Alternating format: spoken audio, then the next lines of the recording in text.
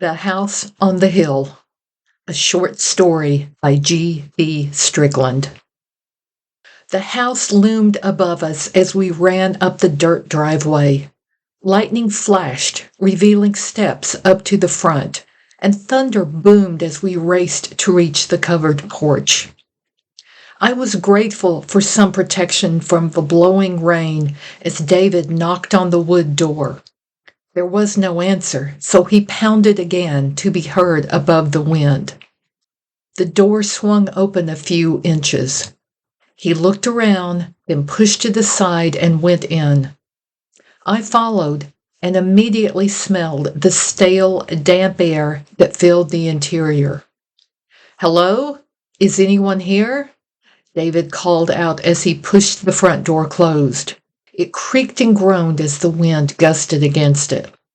The only reply was the echo of his words. "Hello?" David called again. "We have a flat tire and would like to use your phone." We stood and listened. The wind howled and I felt a breeze across my face. Rain pounded on the metal roof and pinged against the windows. Another flash of lightning illuminated the interior for a few seconds, long enough for me to see that dust covered everything. "How's this for an adventure, Jenny?" David asked, shaking the water from his hands. I glared at him, then heard him fumble along the wall. There was a click of a light switch, but the room remained dark. "Guess the storm knocked out the electricity," he said. "I know I saw a light in here," I said, tousling my short blonde hair to help dry it. "Maybe it just went out. This house is up a hill, so in looking at it from the car, you may have seen something reflected." I felt him move to my side. He wasn't much taller than me, but it felt good to have him close. Wiping my hands on my wet dress, I pulled out my phone. "I have just over 20% of my battery left. What about you?" "What difference does it make? Without a signal, we can't make a call." "We can use them as flashlights." David checked his phone. The light illuminated his face, and I saw water drip from his brown beard. 50% on mine, and it is 1 a.m. Even with clouds, it should be light in 5 or 6 hours. A bong sounded down the hall. I jumped and let out a squeal. Another one sounded, and I realized it was a clock striking the hour. I took a deep breath to calm my racing heart and counted them. The clock struck 12. I looked at David. "I thought you said it was 1. He looked at his phone again. "It is." He walked over to the clock and shined the light around. "This clock has to be wound every week to keep running." He looked at me. "Someone has been here recently." "So where are they?" I walked over and watched the pendulum swing back and forth, its tick-tock clearly heard. "Don't know," he replied as he removed his suit jacket, gave it a shake, and hung it on the back of the chair. I glanced around the room. Shadows cast by the light from his phone spread across the walls and ceiling. "It is creepy in here." He looked at me. "You said you wanted something out of the ordinary." Leaving Little Rock at nearly midnight, getting detoured by a wreck on the main highway, and ending up with a flat tire in the middle of nowhere is not what I was talking about. I grabbed the hem of my dress and wrung out the water. "We could be in a nice hotel right now, not shivering in some old house." David looked at his feet. "I knew you weren't excited about my cousin's wedding. I thought if we went home tonight, we wouldn't have to deal with family tomorrow." He met my eyes. "Sorry." I sighed, realizing he tried to do something nice. "I know," I replied softly. "Let's see if we can find something to dry off with." A bang came from the back of the house, the sound reverberating off the walls. David and I looked at each other. "You want to check it out?" he asked. Not really, I thought, but replied, "Sure, lead the way." He turned on his phone's flashlight and started down the hallway in the direction the sound had come. I hurried to get behind him and grabbed his other hand. Several heavy wooden doors broke up the long walls of the hall, and the last one on the left was open. The light from the phone revealed an ancient range next to a countertop with a deep sink. Everything looked to be covered in dust and cobwebs. "Doesn't look like anyone has been here for a long time," David said. "But someone had to wind the clock in the other room," I replied. "Likely kids sneaking in and messing around." "And winding an old clock?" David shrugged and moved the light around and paused at another door, the top half filled with windows. We walked toward it and felt a breeze through the broken panes. The door opened a few inches with a gust of wind, then slammed shut as it died. "That's probably what we heard," David said, running his light around the door frame. "This old door doesn't latch shut, so each time the wind blows, it moves." I nodded and looked around the room.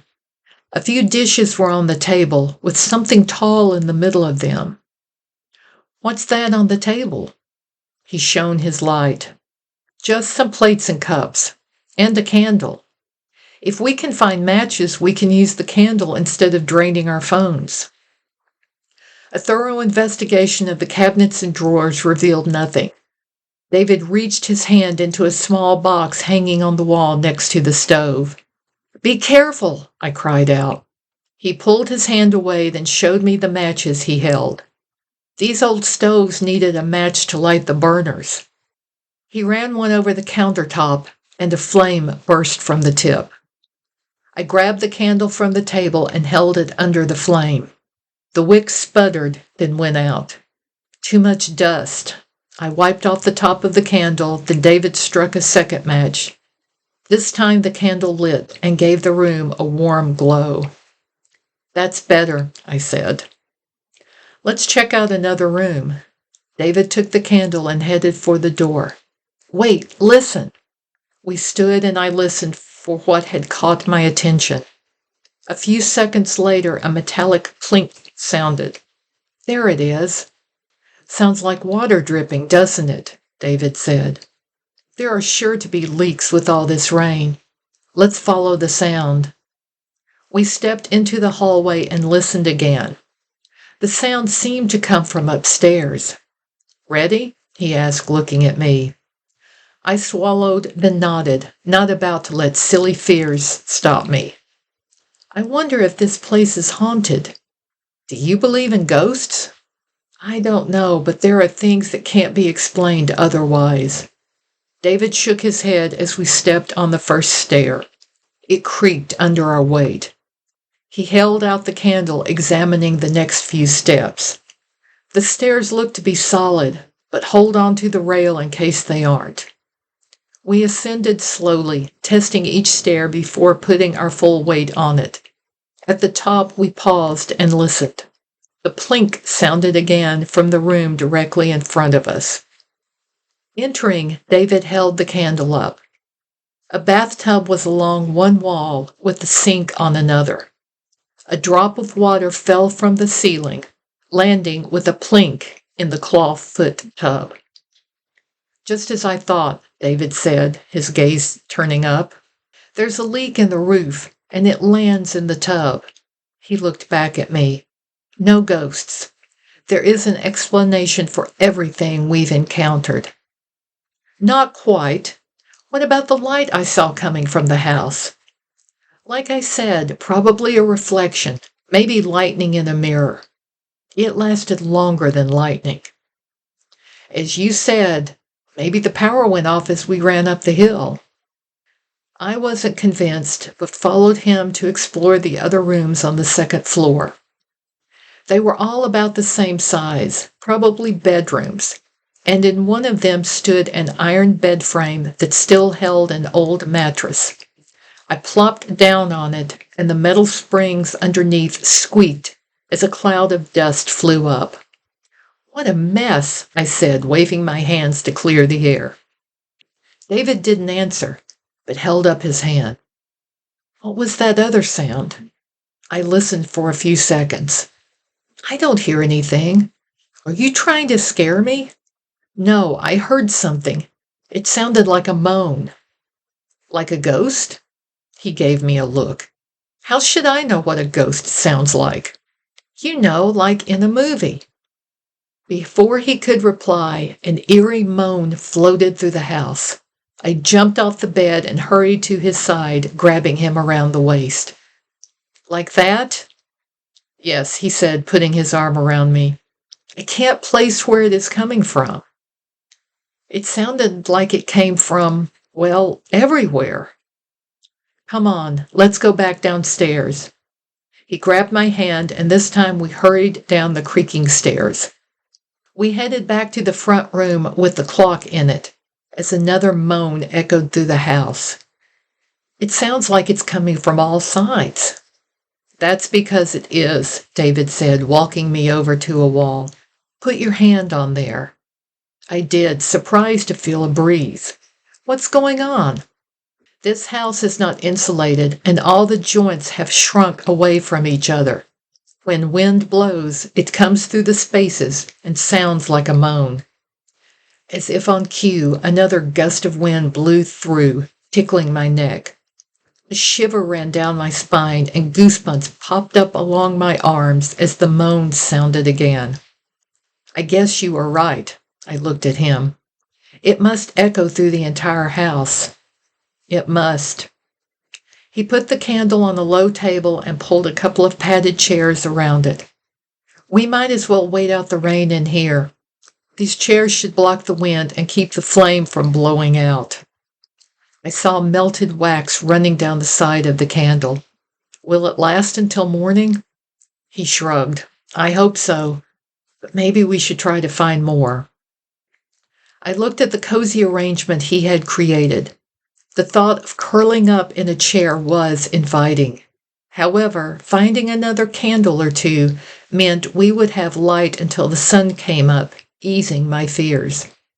Better to look for more while we had the light from this one.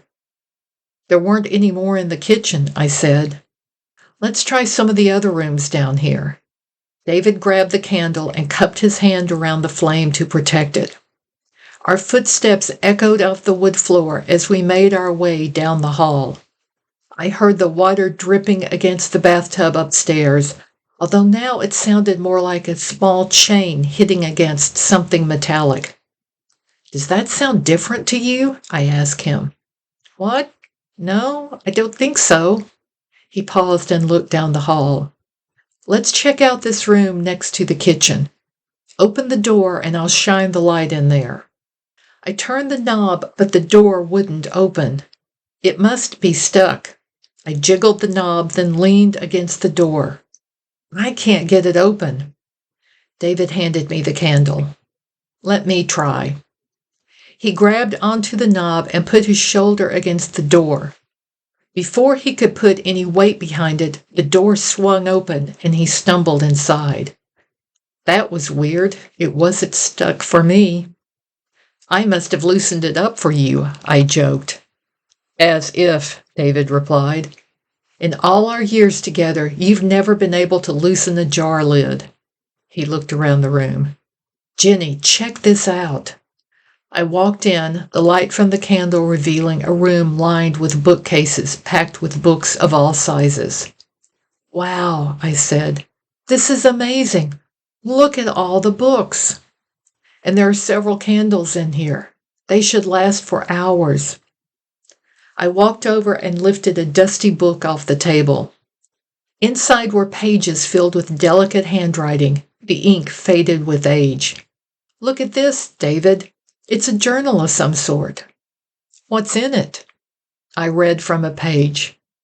I miss my dear William so much. He works hard, providing a home for us. I appreciate all he does, but without children, it is lonely here. I would rather spend time with him than have all the fine things he buys for me. Must have been the lady of the house, David said. Is there a date anywhere in there? I flipped through several pages. Only the month and day, no year. I read another passage about her sadness over not being able to have children, then closed the book and put it back on the table. Do you want to take it to the other room to read? I shook my head. No, it feels like I am intruding on someone's personal thoughts. He grabbed 2 candles, and we went back down the hall. Setting the candles on the table, he lit one. It's amazing how cozy the room feels with the extra light, he said, taking a seat in one chair. I brushed the dust off the other chair and sat down. He was right. The second candle added light and a sense of warmth to the room. I noticed shapes moving across the walls, then realized it must be the shadows created by the flickering flames. We might as well settle in until daylight. Then I can change the tire and we'll be on our way. Will the storm be over by then? It should be. He glanced out the window. In fact, it sounds like it is already calming down. We began talking about things we hadn't in a long time. It made me realize that even though we spent a lot of time together, we didn't talk about much beyond the mundane things. This trip to the wedding was our first time away from home in months. We resolved to get out and about more. The clock down the hall struck the hour again 12 times.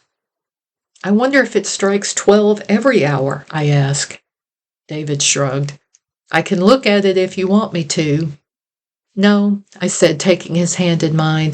It is much nicer having you beside me. We picked up our conversation and made plans to get away for another weekend within the next 2 months. This time we would pick a place, book a room, then spend a couple of days wandering the area to see what adventures we might find. We also agreed we needed a regular date night where we spent a couple of hours just talking about our hopes and dreams. So next Friday will be our first date night? David asked, a smile on his face. Yes, I agreed. You choose where we go this time. He squeezed my hand as we watched the candle burn.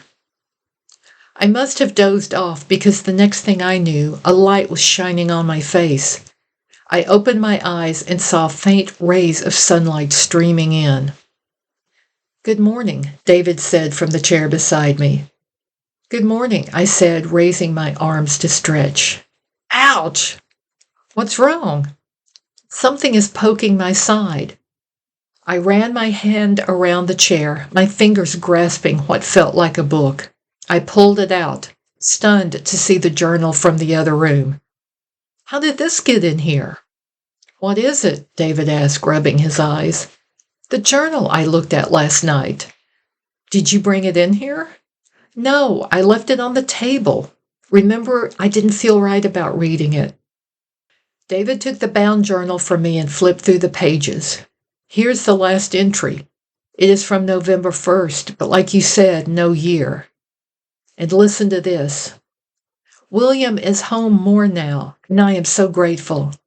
Many people don't understand how I could be happy spending so much time with my husband, but for me it is such a pleasure.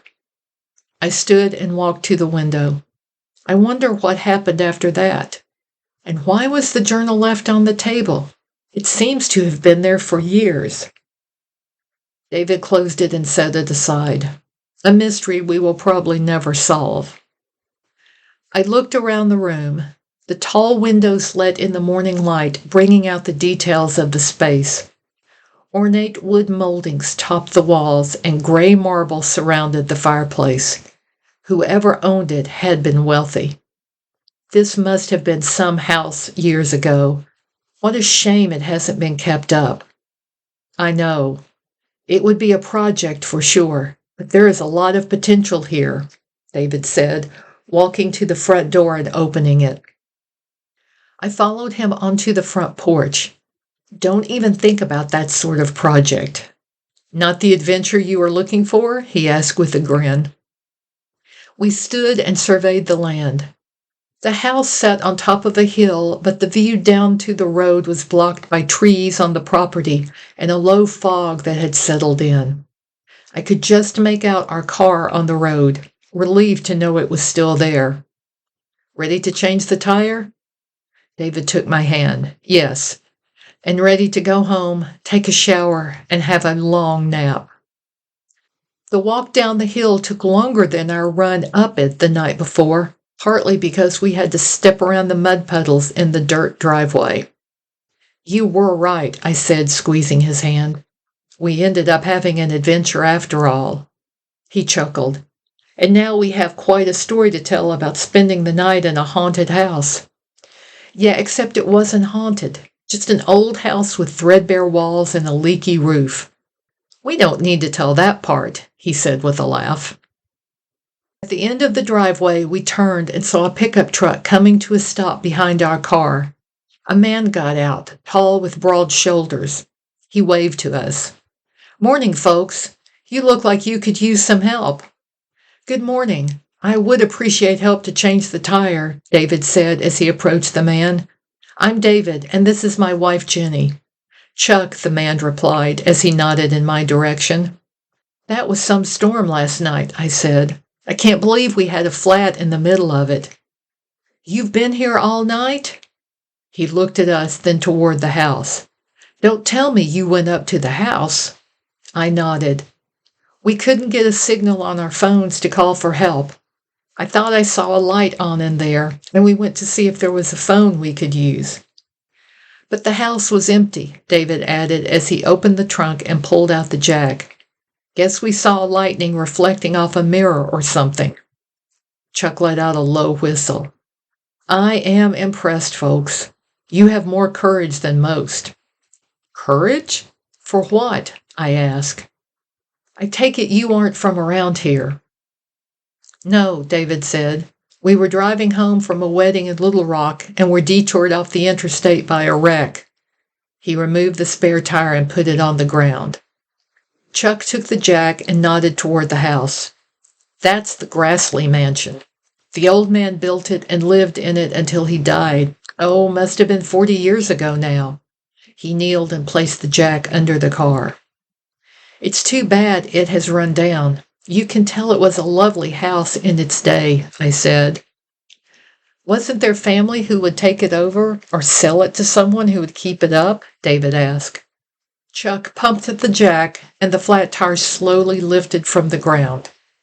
The Grassleys never had children, so the Mrs. put all her attention on the house, and William was happy to pay for it. It was a showpiece. He loosened the lug nuts and removed them with his calloused fingers.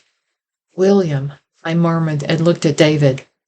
That was the name mentioned in the journal. It must have been Mrs. Grassley's. May have been, Chuck replied. After Amanda Grassley got sick and died, the old man shut himself inside and refused to let anyone in. The story is he left everything as it was when she passed and told people he wanted to be alone with her. David and I looked at each other. Wait, wasn't she buried? I asked. Oh, yes, a fine plot in the town cemetery. Chuck pulled off the flat tire. William told everyone that her spirit lived on in the house and took care of him. And according to the stories I've heard, he must have joined her when he died. A chill ran down my spine. What stories? Oh, things like lights shining and chains rattling and ghostly figures moving through the rooms. Some even say that doors open by themselves. I grabbed David's arm. But we didn't see or hear anything we couldn't explain, he said. There was a drip in the bathtub upstairs from the leaky roof and a moaning of the wind blowing through the walls and windows. But what about the journal that moved rooms during the night? And the clock, I asked. It was wound and kept time, but every hour it struck 12. William gave Amanda that clock as an anniversary gift. Chuck paused for a second. You know, William said she died as the clock struck midnight. David rolled the spare tire over and they lifted it into place. I won't go near the house, Chuck continued, but every ghost hunter that visited has certified it as being haunted. He began tightening the lug bolts. I looked up the hill to the house, a weathered remnant of its previous glory. I wondered about what we experienced in the dark. Was it as easily explained as David said, or was there something otherworldly going on? He leaned over and wrapped his arm around me. I guess we had more adventure than we realized. We thanked Chuck for his help and loaded the jack and flat tire into the truck. As we pulled away, I glanced up the hill. It must have been the fog, but I could have sworn I saw the ghostly figures of a man and woman standing on the front porch, waving to us.